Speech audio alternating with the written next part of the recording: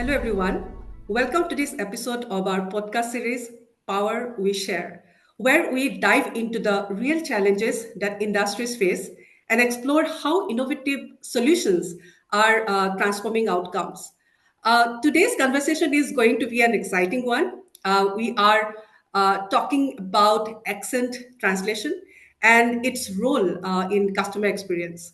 Joining us today, two incredible guests, Anant Singh, who is founding member and global GTM leader at Sanas, whose work is shaping the future of real-time speech understanding, and Sudha Bhat, senior vice president for CX and consulting at Firstsource, who has been leading large-scale CX and contact center transformation across the globe. So thank you both for joining us today. To set the context, we all see in today's world, customers are connecting from every corner of the globe, right? Across language, culture, and of course, accents. And sometimes, even when the message is right, the understanding can get lost in translations, right? So that's where accent translation and speech clarity step in, not to change how we sound, but to help us truly understand each other. So today we are diving into how technology is transforming customer experience, bridging cultural gaps, and helping brands build empathy in every conversation. So let's start our talk with our speakers, right? So Anand, let's start with you. Accent translation is, actually it can be a sensitive topic, right? Yet it's becoming increasingly central to CX strategies worldwide. Why do you think it's gaining so much importance today? First of all, thank you so much, Madhumita and Sudha, for having me on this series. Uh, so, accent translation is a sensitive topic, is only for people who look at one side of the coin.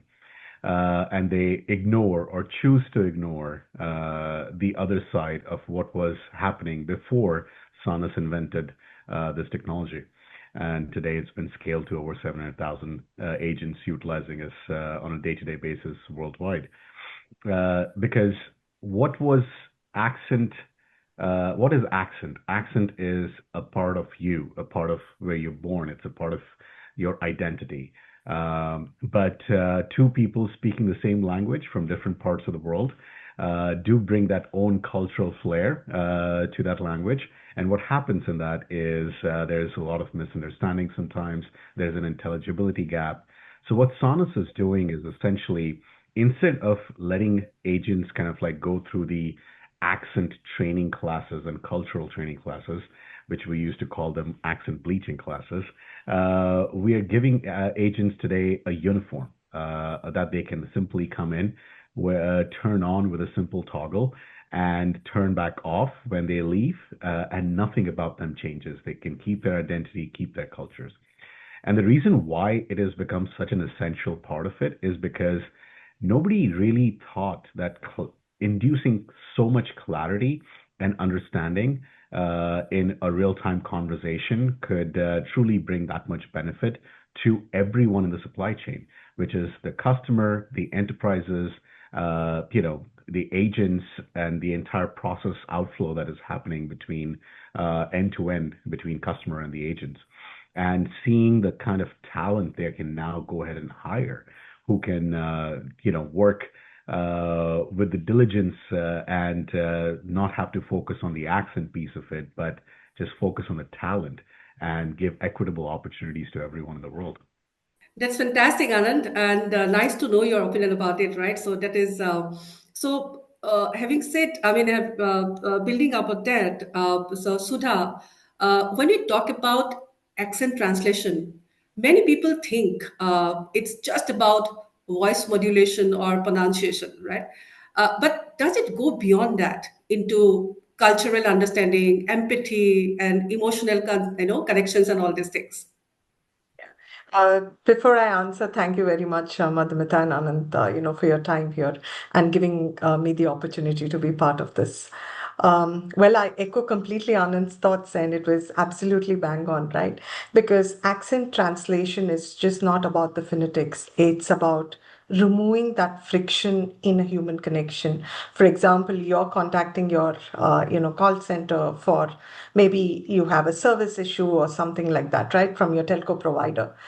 And how would it be when you have to repeat your information because someone on the, you're not able to understand what the other person on the other side of the line is saying, right? And similarly, maybe the case is vice versa, right?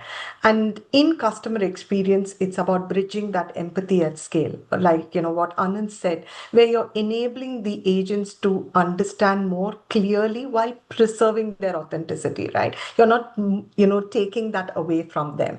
And you're helping them basically focus on actually resolving your issue without being barred by the fact that their accent is acting as a barrier in that way, right? So obviously, when you as an end customer feel heard and understood, trust starts accelerating. And when trust accelerates, that becomes the real power of accent translation, right? And to exactly to what Anand said, it's about you enabling the agent to focus on your actual issue rather than being bothered about any kind of influence that they have and maintaining their authenticity. It's all about empowerment, so that it's Absolutely. about Yeah, empowerment. absolutely. Yeah. Yeah. That's fantastic. Again, so now let's talk about the impact and the outcomes, basically, right? So, which is really, really important to us. So, Anand, let's get into the numbers for a moment, right? From what you have seen, how does accent translation actually impact customer experience metrics? Things like the satisfaction scores or first call resolution or retention and all these things. And from a brand perspective, does clearer communication help build trust and loyalty? What do you say? Yes, absolutely. I think accent translation from numbers perspective is blowing people's mind away. And most of the enterprises at first time were shocked seeing the kind of numbers that they're seeing, that they couldn't like trust it. They're like, I don't. They were shocked. They're like, is this real? But we are seeing double digits point increase in many cases, and all KPIs from CSAT to NPS. Decrease in your AHT, your FCR is at an all-time high. And then at the same time, if you look at the sales metrics on the other side, they're going up. Why? Because the understandability and intelligibility, the clarity is induced into the conversation, so people can just focus on what they want to say versus how they are saying things. You won't believe it, the kind of mental toll it takes when you're focusing so much on like how you're sounding versus what you're meaning to say. And at the end of the day, people forget we are all humans. We have a brain and it has a capacity. We get tired, we get fatigued. So, what this technology is enabling people to do is just sort of like do their job at the best possible capability that they have, and bring that human ingenuity into it versus you know, focusing on, am I rolling my R's enough, or am I, biting my P's enough? Those are the kind of things Yeah. uh, technology. Yeah. Okay. That's great. And topping up on what Anand said, Sudha, bringing in such technology can be resource heavy, right? So both in terms of time and cost. So what's the right balance between ensuring quality and staying cost effective? What's your opinion on that? To what Anand said, right, the key is a strategic integration. So, Yeah. accent translation should actually be embedded into your existing workflows and not kind of layered as a cherry on the top, right? So, I don't look at it as a trade off. I actually look at it as a value multiplier. And why? Because, to the point that I was mentioning earlier, a better comprehension leads to faster resolution, right? When it is faster resolution means, you have fewer escalations, which is your first contact resolution and so on, right? And obviously, this will lead to an improved CSAT or an NPS score. So I look at this as a cost avoidance factor, which is actually reducing your repeat calls, your churn, your training overheads, and to the point which Anant was making around sales, right? And you've seen me floating around a lot of case studies internally around, the success that we are having with this, right? So the ROI is not just financial, right? It's I would say in brand equity, in the agent morale or the empowerment that you're giving, and thereby which is also leading to a customer loyalty, or what we like to say as a CLTV, right? Your customer lifetime value, which increases in this entire equation. So I look at this from a balanced perspective on both the sides, Madhumita. And I think, an accent neutralization is playing beautifully for us, right? And, we've heard great feedback from our agents where, they don't have to focus to what you said, Anant, on the R's and the V's and W's, right? Like even I sometimes get during presentations, because I'm like worried, am I saying the revenue word rightly or am I saying, finance correctly and so on, right? Because it's a part of how we are also brought up and what's our learning, right? So, I look at this as a value multiplier, Madhumita, and that's what I would say. Yeah. Now that's takes me to the next question, which is really, really interesting. Covers really interesting dimensions, right? Like culture and ethics, which is actually very close to my heart. So, Anand, one concern people often raise that accent translation could dilute cultural identity, right? And how can organization make sure they are being inclusive and respectful while still improving clarity? And how do you tackle bias? That is the another add-on question. Whether in training data or in how I would say uh, customers perceive these changes. If you could share a real world use case or example, that would be really, really great. It's a long question, so I'm going to break it down into a few pieces, right? Yeah.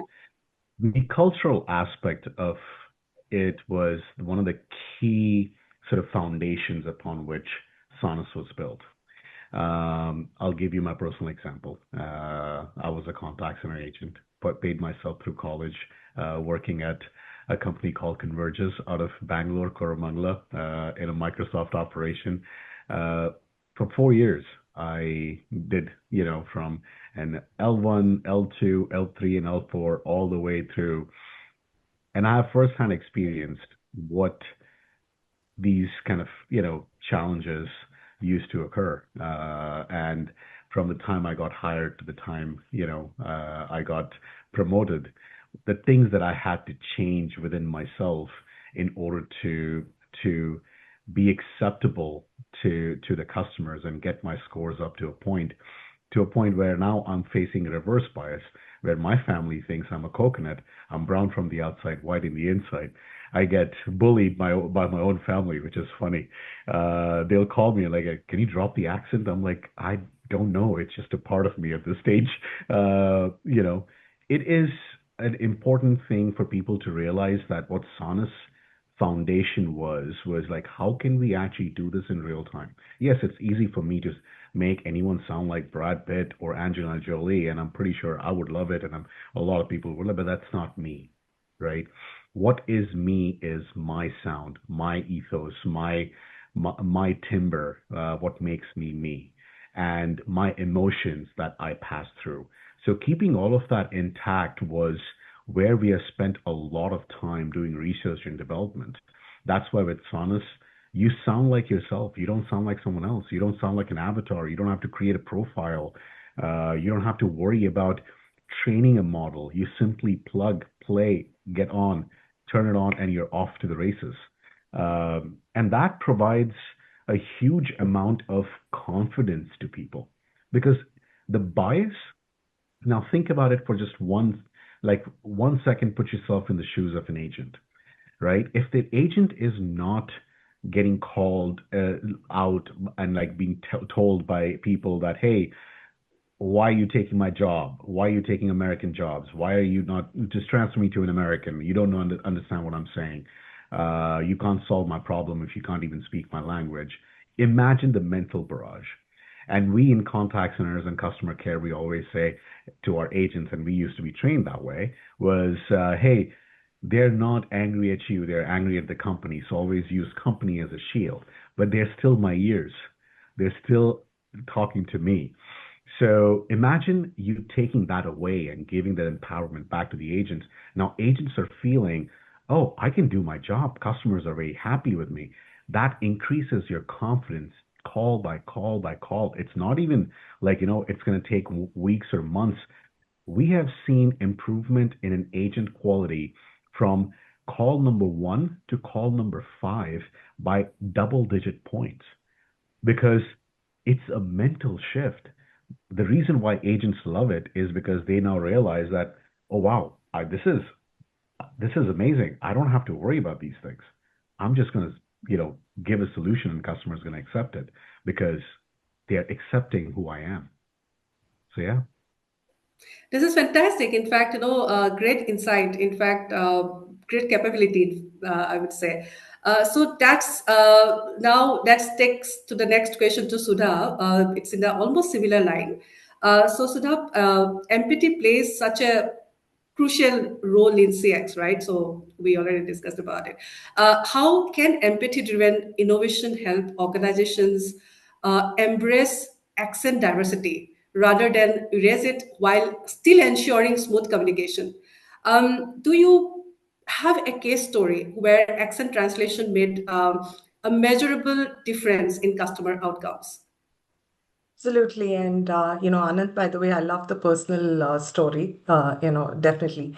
And, to add to what you said, right, we've had multiple stories from our agents where they have felt that this has in fact empowered them completely, where they are focusing on the actual resolution and not being boggled to, think about whether I'm pronouncing a word like government as government or whatever, right? Because they are focusing on the resolution that they need to give to the customer, which is thereby also, giving them more, confidence, I would say, to say, okay, I can, I don't need to worry about how I sound because the tech is there for me. And in fact, I would call Sanas Tech as an empathy driven tech. And for the primary reason, because they have looked at it from an agent perspective to what Anant was saying, right? So for one of our clients, where we've implemented this, the type of customers that call in, are people who are usually on the road and, need immediate support with certain inventory and so on, right? And for this segment of agents who are dealing with these customers, the usual bias that you spoke about, Anand, right? Where, how do you know the Americas? How do you know whether I'm on I-95 or where I am, right? How, you are somewhere in some other country and I just want to be transferred to someone else. But, a tech like this has actually eradicated those noises, because the customer on the other end is not realizing whether this person's mother tongue is causing an influence over there, right? But they're focusing on getting that resolution for them as well. So that way, even the confidence level for our agents have increased, right? So I would definitely say that tech like Sanas is actually empathy driven, because it is amplifying and focusing on the clarity without compromising on any kind of cultural or individual nuances which are there, right? So it's shift from say a neutralization to translation, right, which is more respectful and more human centric. And we are deploying this at scale with multiple clients, and we have created a very, very strong playbook of best practices, right? We know which are the agent segments which have to be selected. How do we kind of empower them, train them, give them a pre-work on why we are doing this, for what we are doing this, make them test it out, right? We do this testing in iterative phases so that they are confident in using this, and we ensure that we are not affecting their morale in any way, right? And when we did a survey for one of our healthcare clients where we rolled this out with the agent group, just so that we wanted to ensure, everyone's in line with what we are doing, right? The agents actually came back with, Anand, to your point about amazing scores where they are talking about feeling more confident, and, where customers are also, they are seeing that customers are more engaged with them, right? And they're having actual awesome conversations with the agent beyond the resolution, which becomes kind of a win-win and a aha moment, right? Because you realize that clarity actually drives empathy, and in turn, empathy is driving your outcome that you wanted. So, it's been a great tech for us, actually, Madhumita. And, the amount of deployments that we are doing. And I'm looking forward to actually get this, to a larger scale as well. And if I may just add, Sure. Madhumita, to Sure. the important thing to focus on every day that we as founding members and founders and everyone at Sanas that wake up, our goal is very simple: is like how can we get this tech to as many agents as possible, because that actually makes their lives so much more better, and taking away that mental burden of how they're sounding, what they're saying, uh, Absolutely. focus on it is just amazing. So, no, thank you so much, Sudha, for deploying it and trusting us for doing the right Thank thing. you. Thanks, Anna. And I believe, like, we are the accent translation could be like, both for customer satisfaction and also, like, related to the all efficiencies we are bringing in, right? So that's fantastic, in fact. So now let's go to the last section, right? What are the takeaways from this session? So let's wrap up with a quick one for both of you. For the organizations that are just beginning to explore accent translation, what advice would you give to them? Where should they start? I can go with that, Anant, if that's okay. Yeah. Probably. So I would say, Madhumita, that we start with listening, right? You understand where communication breakdown is happening and why. And then you pilot the product, right? You measure, you iterate, but keep the human experience at the center to what Anand started with in the beginning, right? So accent translation is not just a tech upgrade, as I said. It's a transformation lever, which is making every conversation count, and you ensure that every voice is heard, right? And as we move forward, I hope that there is more and more of these CX systems that don't just speak clearly, but also listen deeply and make every customer feel valued. Uh, I Anand?